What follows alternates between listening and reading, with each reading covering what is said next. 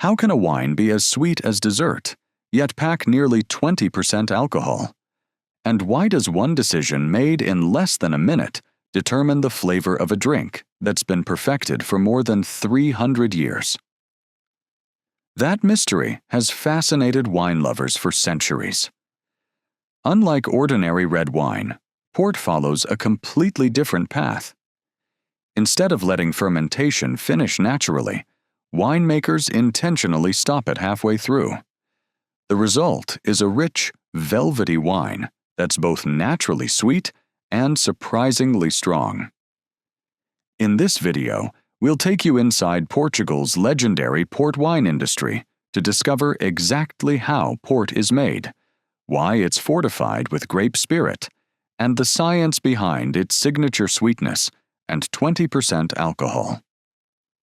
By the end, you'll understand why every glass of authentic port is the product of remarkable timing, craftsmanship, and centuries of tradition. Let's get started. It all starts in Portugal's Douro Valley. Authentic port wine can only be produced in Portugal's demarcated Douro region, one of the world's oldest officially protected wine regions, established in 1756.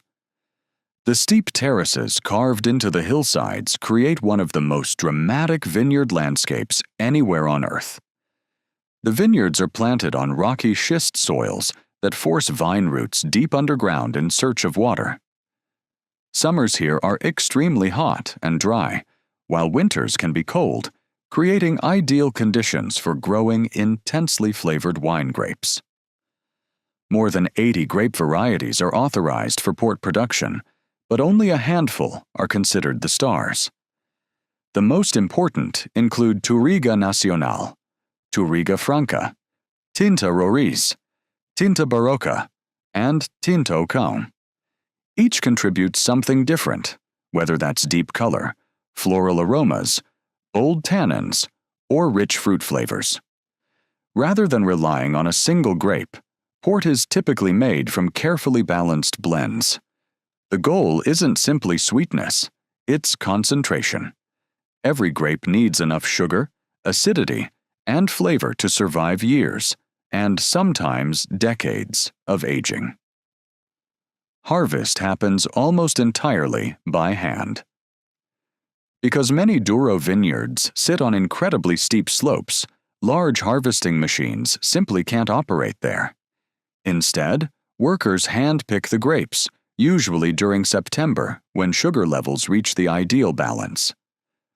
Harvest timing is critical. Picking too early produces wines with less body, while waiting too long can reduce acidity and freshness. The grapes are transported quickly to nearby wineries, known locally as quintas, where processing begins almost immediately.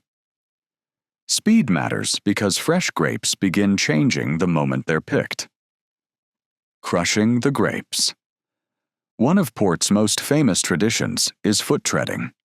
Yes, people literally walk across rows of freshly harvested grapes inside large granite tanks called lagares. While many wineries now use sophisticated robotic treaders that mimic human footsteps, traditional foot treading is still practiced by several premium producers. The reason is surprisingly practical. Human feet are gentle enough to crush the grapes without breaking many of the bitter seeds. At the same time, they mix the juice, skins, and pulp extremely efficiently, extracting maximum color, flavor, and tannins during the short fermentation period. Whether done by people or machines, the objective remains exactly the same: extract as much richness as possible before fermentation is stopped. Fermentation begins, but not for long. Once crushed, the grape juice, skins, and pulp begin fermenting naturally. Yeast immediately starts consuming the grape's natural sugars, producing alcohol and carbon dioxide. For ordinary table wines, this process often continues for 1 to 2 weeks, or even longer, until nearly all the sugar has been converted into alcohol. But port follows a completely different timeline. Fermentation typically lasts only about 2 to 3 days before winemakers deliberately interrupt it. At this stage, only part of the sugar has been converted into alcohol, while a large amount of natural grape sugar still remains in the wine. That decision changes everything. Instead of ending up as a dry wine around 13% alcohol, the wine is about to become something entirely unique. The defining moment: fortification. This is the step that makes port. At precisely the right moment, winemakers add a neutral grape spirit, often around 77% alcohol by volume. The addition rapidly increases the wine's alcohol level, creating an environment where the yeast can no longer survive. Once the yeast stops working, fermentation ends instantly. That means all the remaining natural grape sugars stay exactly where they are instead of being converted into additional alcohol. It's an elegant solution built entirely on timing. Wait too long, and the yeast consumes too much sugar, leaving the wine drier than intended.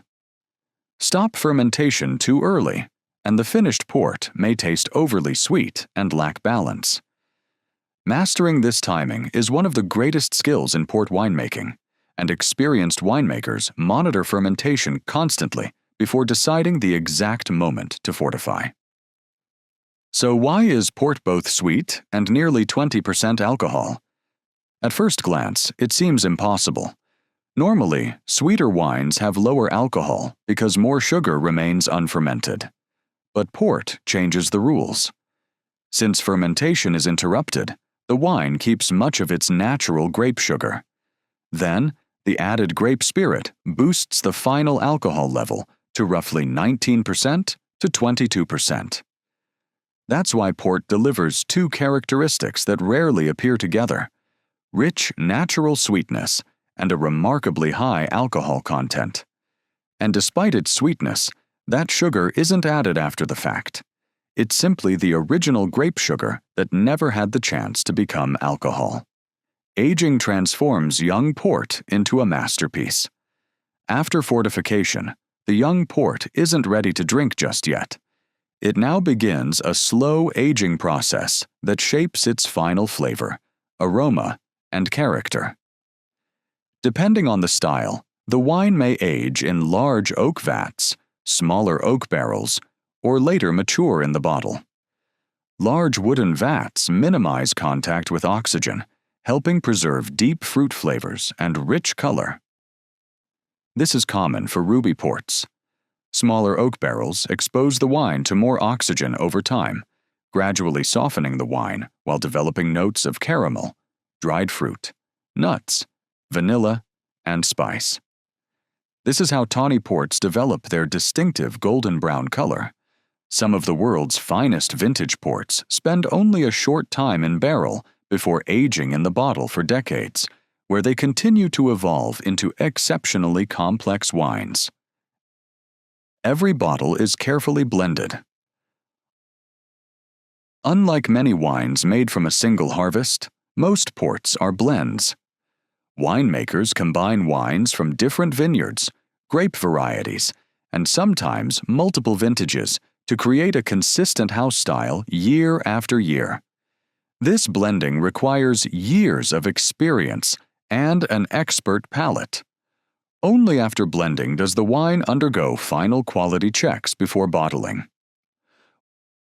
Why port has remained famous for centuries. Port's unique production method creates a wine unlike almost any other. Its natural sweetness comes from stopping fermentation early. Its high alcohol comes from adding grape spirit. And its remarkable depth develops through careful aging and blending. Whether enjoyed as an after-dinner drink, paired with cheese, chocolate, or desserts, every bottle reflects centuries of tradition in Portugal's Douro Valley. The next time you pour a glass of port, you'll know there's much more inside than sweet wine. It's the result of perfectly timed fermentation, careful fortification, patient aging, and generations of craftsmanship. If you enjoyed discovering how port wine is made and the science behind its signature sweetness and nearly 20% alcohol, don't forget to like this video, subscribe to the channel, and hit the notification bell for more fascinating food and drink stories from around the world. Thanks for watching, and we'll see you in the next one.